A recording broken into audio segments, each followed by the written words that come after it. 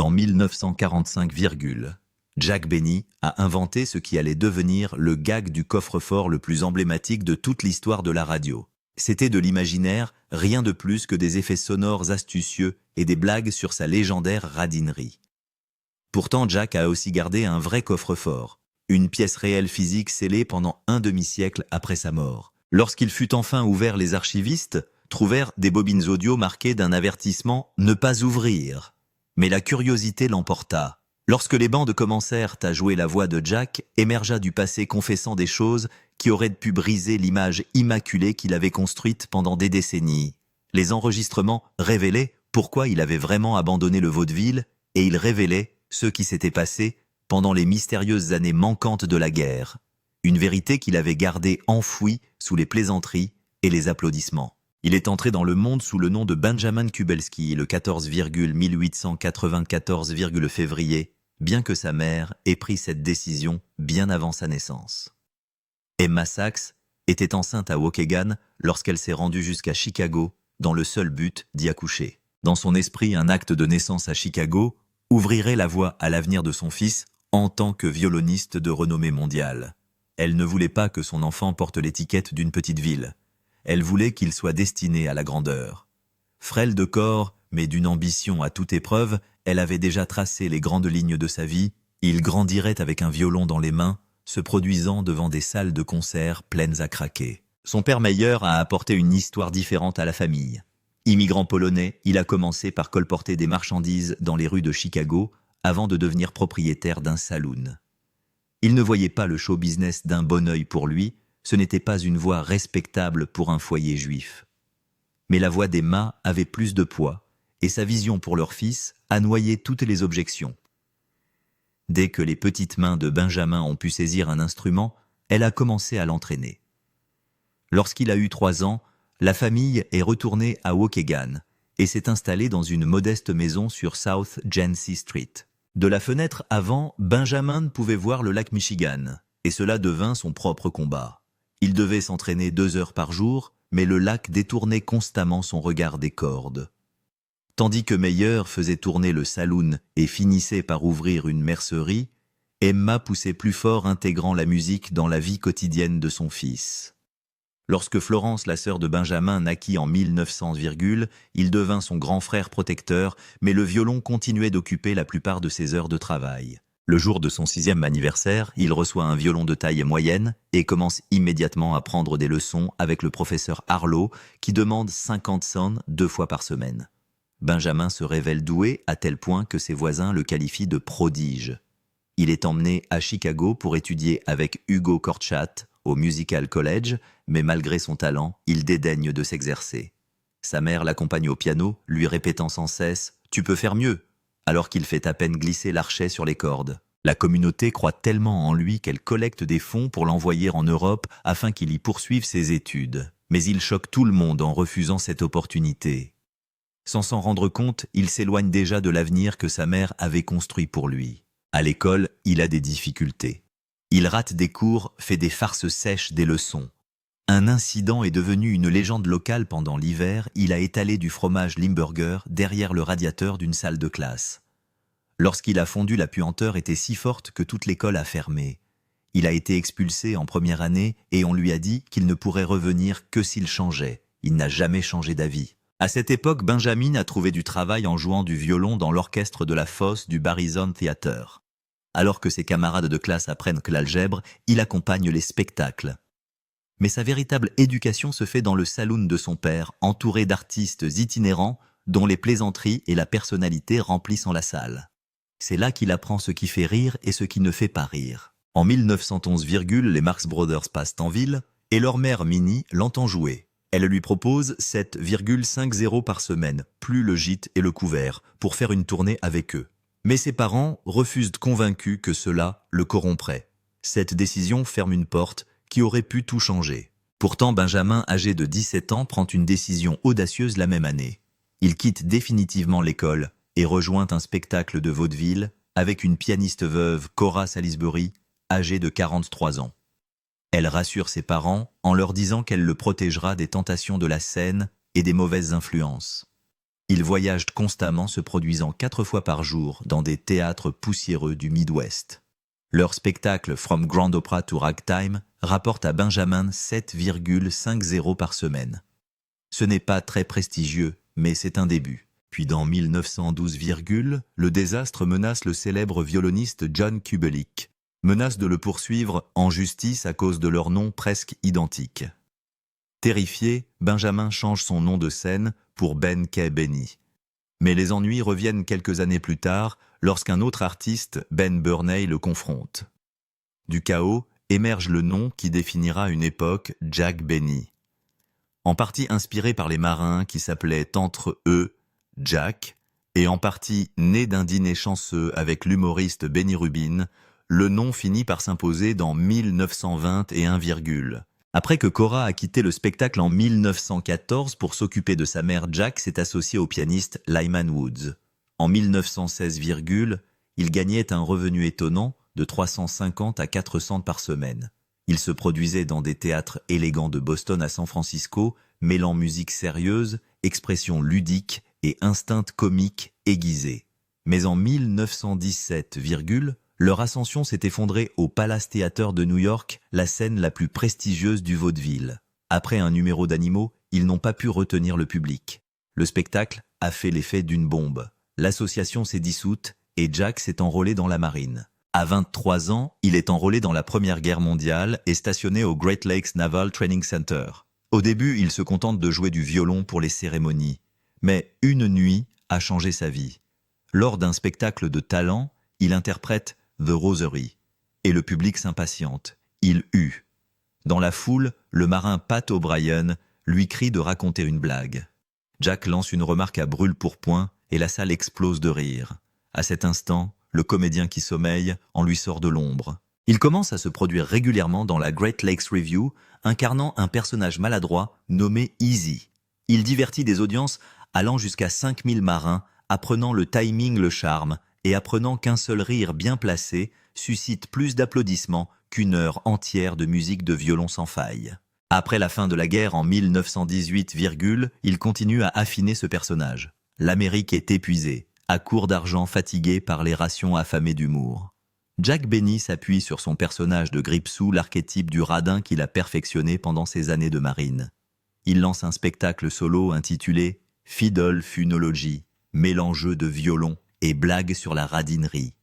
Il se fait lui-même la vedette, sort de son manteau de faux billets. Les spectateurs le dévorent. Il ne pouvait pas mieux tomber. Les gens ont ri parce qu'ils se sentaient concernés. Il ne se moquait pas d'eux, il était l'un d'entre eux. Il retourne dans le circuit du vaudeville avec Lyman Woods et gagne encore plus d'argent. Ils réinventent leur spectacle, mêlant le stand-up à la musique et obtiennent des places de second plan dans tout le pays. Ils jouent dans les plus grands théâtres de Chicago et dans les grandes villes. Mais le grand moment, le palais de New York, était déjà passé. Et cet échec lui est resté en travers de la gorge. Malgré tout, Jack a continué à pousser. Il a coupé le violon. Il a aiguisé les blagues.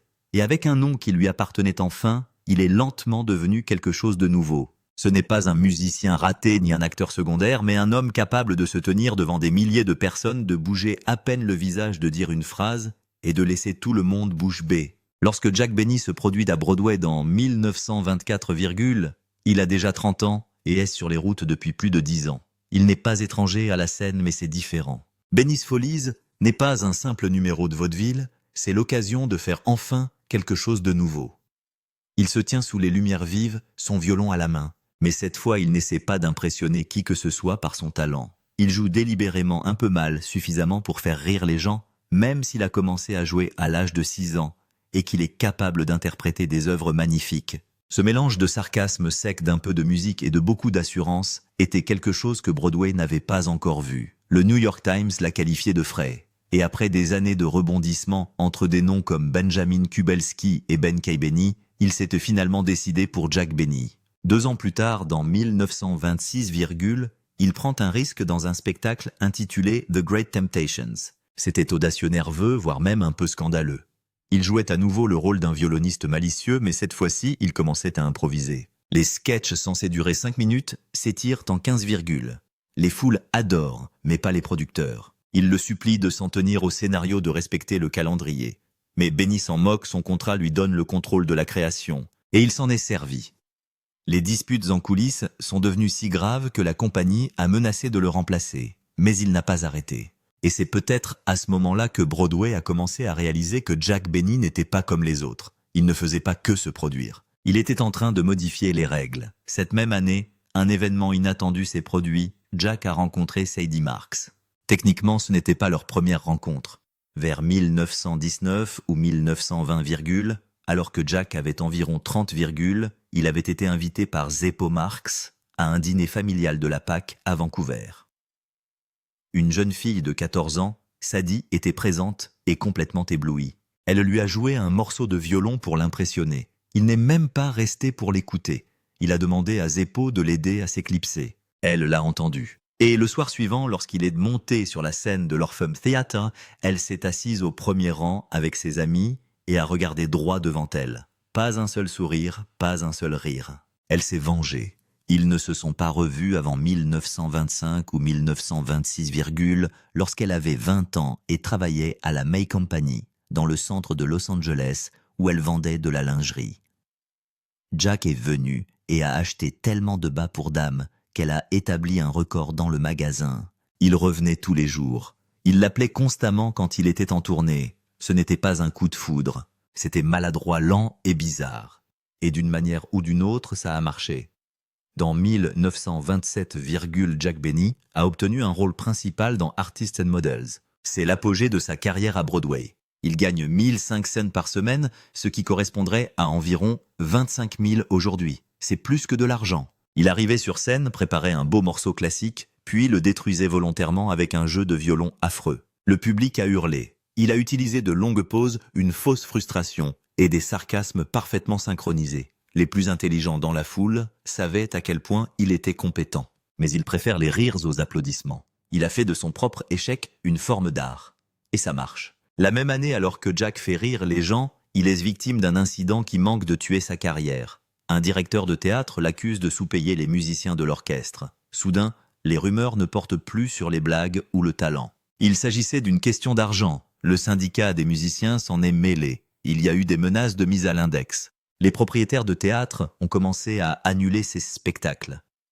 Jack a dû payer des indemnités et s'excuser pour pouvoir continuer à travailler. Les gens ont commencé à chuchoter que Jack Benny était un radin, qu'il avait tué des musiciens juste pour économiser de l'argent. Et des années plus tard, lorsqu'il s'est penché sur le personnage du radin à la radio, personne ne l'a oublié. Il ne s'agissait pas d'une simple comédie, mais d'un véritable scandale.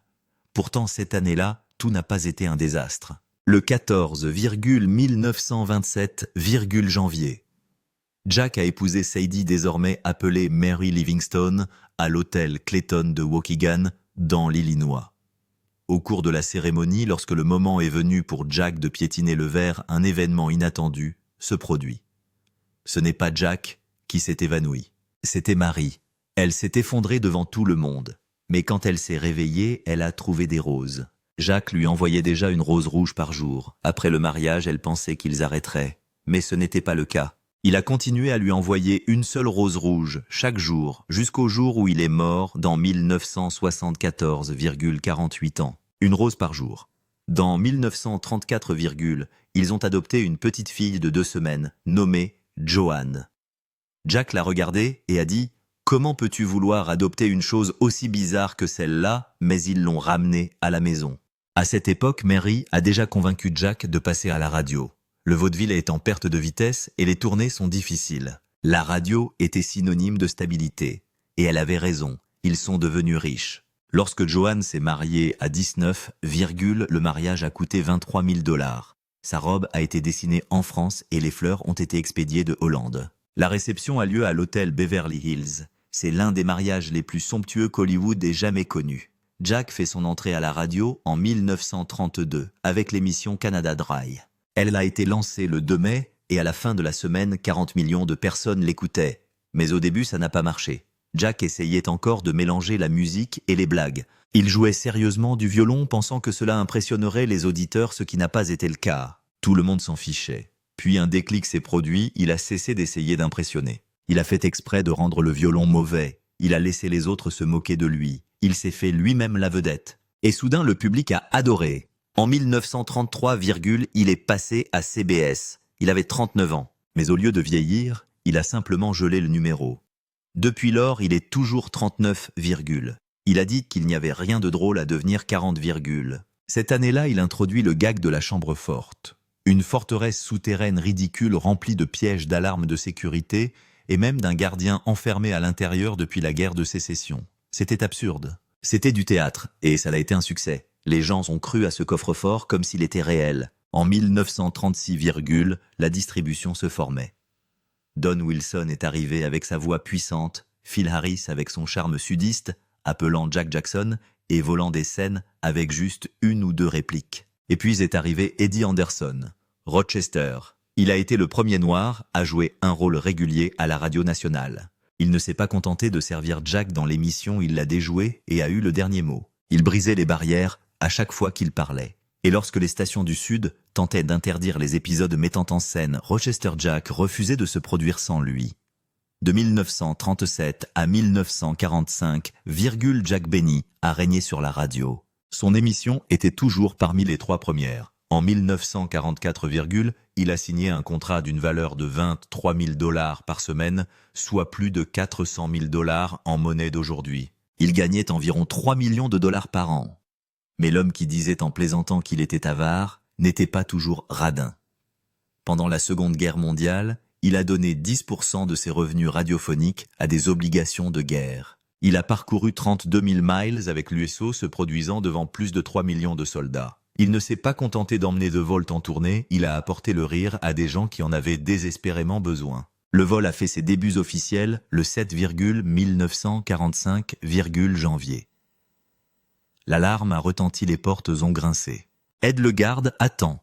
Tout cela se déroule dans l'esprit des gens sans autre forme de procès. C'est devenu plus qu'une plaisanterie. C'était un symbole. Dans 1946, Ronald Colman est apparu dans l'émission tout comme Léo Durocher.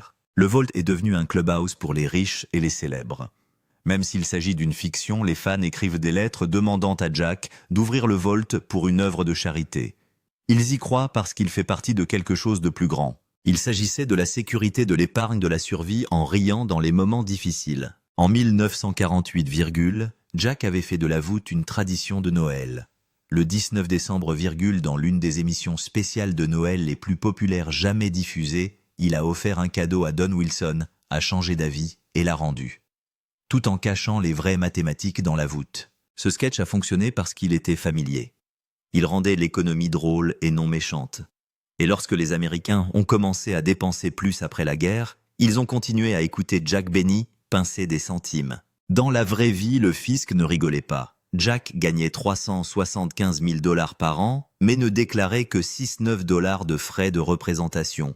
Dans un épisode, il a invité Jimmy et Gloria Stewart à dîner, les a fait payer, puis a réclamé le coût du nettoyage à sec de son costume après qu'elle ait renversé de la salade sur lui. Mais au lieu de fuir les audits, il les a intégrés à l'émission. Il les a intégrés à la blague. Dans 1929, Jack Benny pensait avoir enfin réussi. La MGM l'a fait jouer dans The Hollywood Review of 1929, une comédie musicale de 2 heures qui met en scène presque toutes les stars du studio. Le film a rapporté 1 million de dollars de bénéfices et a même été nommé pour le meilleur film. Mais la performance de Benny est raide en bois et maladroite. Son jeu de violon semble forcé et son timing n'est pas bon. MGM vient de lui faire signer un contrat de 5 ans après que son agent ait insisté pour qu'il le fasse. Mais après l'échec de son film suivant Chasing Rainbows, ils l'ont discrètement laissé tomber. Quelques mois plus tard, il était de retour à Broadway humilié. Ce premier rôle au cinéma n'a pas seulement échoué. Les studios ont commencé à le considérer comme nerveux, peu sûr de lui et difficile à distribuer. Ce seul faux pas dans 1929 l'a marqué pendant des années. En 1935, il a une nouvelle chance avec Broadway. Melody of 1936, un film à gros budget avec un investissement d'1 million de dollars. Benny joue un producteur rival de Broadway et commence à improviser des répliques qui améliorent en fait le scénario. Mais son réalisateur Roy Del Ruth le déteste. Il voulait que Benny respecte le script mot pour mot. Il se disputait si souvent que les membres de l'équipe se souviennent de disputes qui duraient des heures. Benny pensait que le timing devait être naturel. Del Ruth pensait qu'il était simplement difficile. Même si le film a rapporté près de 2,9 millions et a obtenu une nomination pour le meilleur film Benny, est reparti avec la réputation d'une personne avec laquelle les réalisateurs ne voulaient pas travailler. Cette étiquette est restée presque aussi ferme que celle de son premier film. Puis vint 1937, Jack passait des vacances à Cannes avec Mary Livingstone lorsqu'il rencontra un homme se faisant appeler Albert Chaparro, qui prétendait être un diplomate nicaraguayen. Il lui proposa de passer en fraude des bijoux d'une valeur de 2131 $ pour Mary en se prévalant de son immunité diplomatique. Benny lui fait confiance. Il ne sait pas que l'homme s'appelle Nathan Shapiro et qu'il est un escroc qui a déjà purgé une peine à Leavenworth. Lorsque Benny revient à New York le 30 août, l'escroquerie s'effondre. Shapiro avait caché les bijoux sur lui. Sa femme de chambre, Rosa Weber, l'a dénoncé après qu'il ait tenu des propos anti-nazis. Jack s'est retrouvé devant le juge Vincent L. Liebl en 1939, condamné à une amende de 6 000 $ et à une peine d'1 an de prison avec sursis. Le juge lui a dit « Vous devez avoir honte de vous ». Et Benny a à peine pu murmurer « J'ai honte ». George Burns s'est lui aussi retrouvé mêlé à l'affaire. Il avait acheté à Shapiro un bracelet en diamant de 4 085 $ pour sa femme Gracie afin de cacher les cicatrices de brûlure qu'elle portait sur son bras pendant l'enfance. Burns a écopé d'une amende de 8 000 $ et les frais de justice ont porté son total à 17 770 $. Les deux hommes auraient pu voir leur carrière s'effondrer, mais ils ont préféré en faire une comédie. Ils ont plaisanté sur leur casier judiciaire et leurs erreurs coûteuses lors de leurs émissions de radio. Burns a même plaisanté sur le fait qu'il devait se présenter à un agent de probation. Le public a adoré. Les sponsors ne les ont pas laissés tomber. En fait, leur popularité a grimpé en flèche. Rosa Weber, la femme de chambre qui a révélé l'escroquerie, a été récompensée par le gouvernement à hauteur de 6 214 $. Jack continue d'essayer de faire fonctionner des films. En 1945, il joue dans The Horn Blows at Midnight, une fantaisie sur un ange qui a reçu l'ordre de détruire la Terre. Warner Brothers a investi 1,8 million de $ dans ce film. Mais le moment était tragique. 8 jours seulement avant la sortie du film, le président Franklin D. Roosevelt décédait. La nation était en deuil. Une comédie sur la fin du monde était la dernière chose que l'on attendait. Le film n'a rapporté que 970 000 $ et a perdu 861 000 $. Les critiques l'ont qualifié de surchargé et d'inutile. Mais Jack n'a pas fui le désastre. Il en a fait une blague récurrente pendant les 20 années suivantes dans ses émissions. Son humour plein d'autodérision a rendu le flop du film plus célèbre qu'il n'aurait jamais pu l'être en tant que succès. Dans 1950, Benny tente enfin quelque chose de nouveau, la télévision. Le 28 octobre, ses débuts sur CBS sont diffusés, alors que seulement 4 émissions sont prévues pour la première saison. Il avait encore son contrat de radio et n'était pas sûr de ce qu'il donnerait à l'écran à l'âge de 56 ans. Il a même plaisanté dans son premier monologue sur le fait qu'il se suiciderait si la série échouait. Mais elle n'a pas échoué. Il a explosé. 1952,20 millions de personnes le regardaient chaque semaine. Lucky Strike a déboursé des millions en sponsoring. En 1960, l'émission devient hebdomadaire et Benny devient l'un des plus grands noms de la télévision. Il utilise cette plateforme pour essayer de nouvelles choses. En 1954, le futur président Ronald Reagan apparaît dans un sketch sur les voûtes. À l'époque, il n'était pas courant d'intégrer des invités dans une histoire en cours.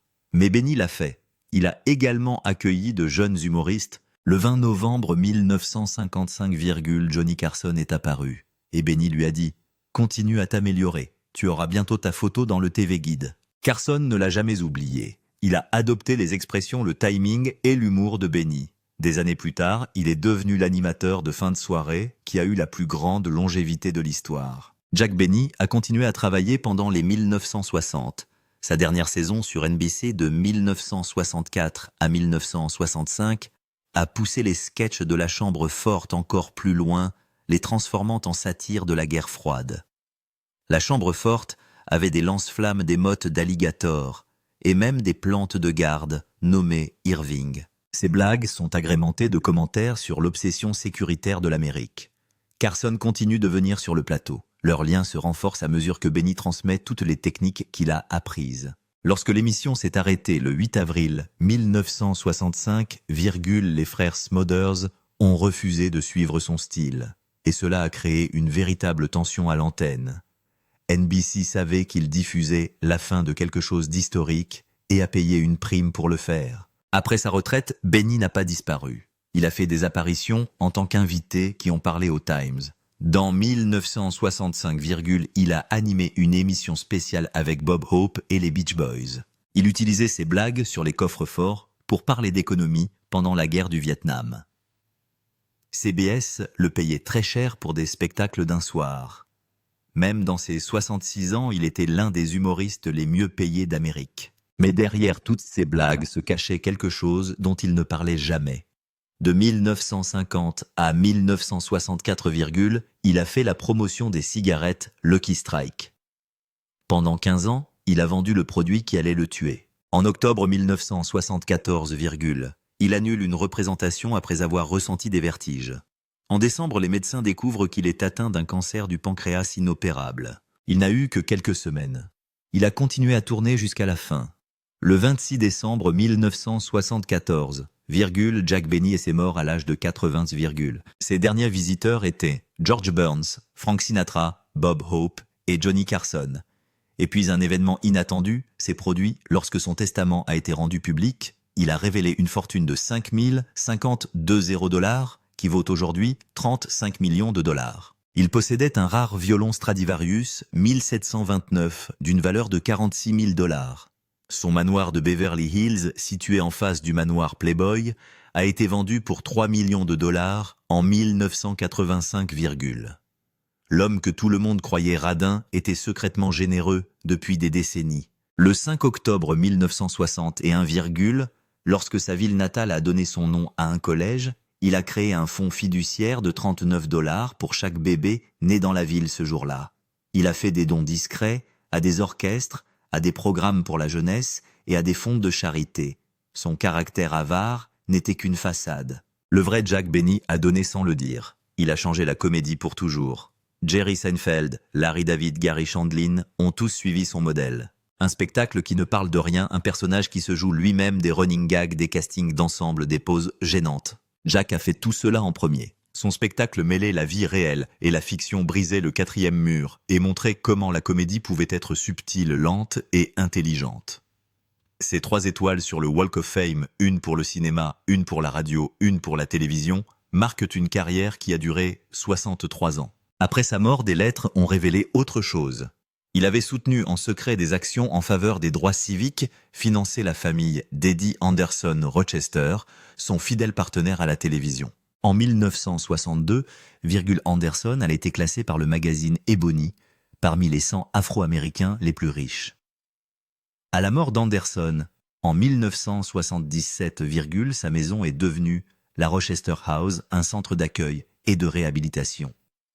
Leurs 3 films ensemble, entre 1940 et 1940 éteints, avaient prouvé que les stars noires pouvaient attirer les grands publics du Sud, même quand Hollywood disait le contraire. Et maintenant, en 2025, quelque chose d'étrange s'est produit. Les anciens scripts radio de Jack Benny sont numérisés et publiés dans la série de podcasts Radio Volt Lost Episodes, épisodes perdus. Des blagues du temps de guerre qui étaient trop tendues à l'époque. Son épisode de janvier 7, 1945 a été rediffusé. Aujourd'hui encore, les gens entendent sa voûte s'ouvrir pour la première fois. Son timing fonctionne toujours, ses blagues font toujours mouche, et plus nous en découvrons, plus nous voyons l'homme derrière le mythe.